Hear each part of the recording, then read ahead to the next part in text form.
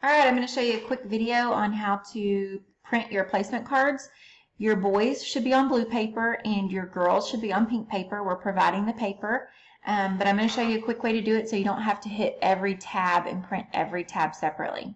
So first you're going to go to your print button, and right here where it says current sheet, you are going to choose workbook. Workbook is going to make all the tabs print, and you're going to be able to choose which ones you want.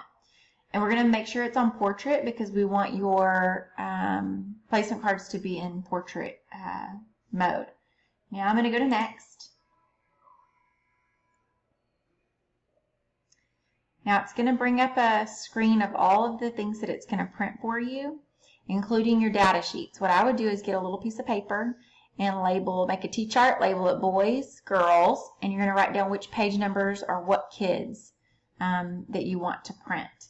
So, for example, now whenever you scroll down, you'll see your placement cards start on 7. Little Johnny's a boy. So I'm going to say page 7, Sally's a girl, Susie, Sam. So I'm going to say page 7 and page 10,